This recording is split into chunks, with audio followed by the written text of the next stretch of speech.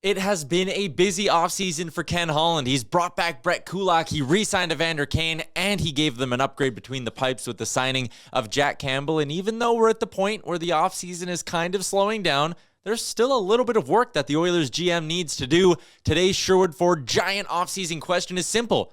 What's left on Ken Holland's checklist? Well, after signing Jesse Puljujarvi last week and avoiding arbitration, you could argue that the number one thing on his list is to figure out the RFA situations with Kailer Yamamoto and Ryan McLeod. Ryan McLeod's situation is very easy. It'll likely be a 1 or 2 year deal worth between $1 and $1.25 million. For Yamamoto, there's a chance he does go to arbitration this month. But I think the Oilers would be wise to maybe look at a 2, 3, even 4-year deal with the young forward at a decent AAV that could keep him locked up and maybe bring them some value down the road. But number one on the checklist for Ken Holland is to definitely figure out Ryan McLeod and Kailer Yamamoto. Up next, it's going to be about clearing cap space for Ken Holland. He only has about $2.4 million in open space once you put Mike Smith and Oscar Klefbom on LTIR. That's not enough money to sign both McLeod and Yamamoto and potentially add another depth piece to the roster, so he needs to move someone out. One option is certainly Warren Foegele, who had a bit of an up-and-down season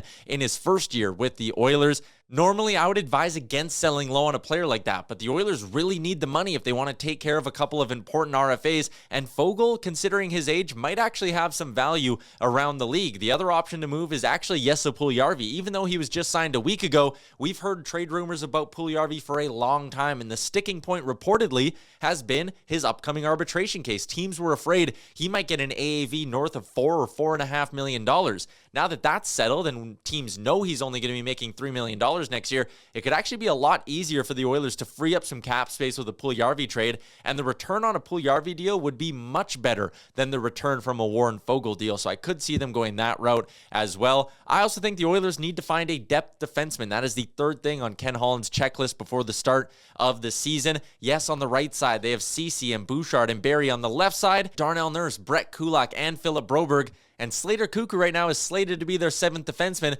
but we know injuries always hit during the season. I think Ken Holland would be wise to go out and pick up another veteran for lower in the lineup, just in case maybe Broberg needs a night off, or for when injuries do eventually hit. A few options out there that I like. One of them is the Cowboy. Why not bring Chris Russell back? He's comfortable in the locker room. He's comfortable in the city as well. And you know he can play either side, left or right. He blocks shots, and he's dependable. I think Chris Russell would be a great re-signing if he comes in at around $1 million.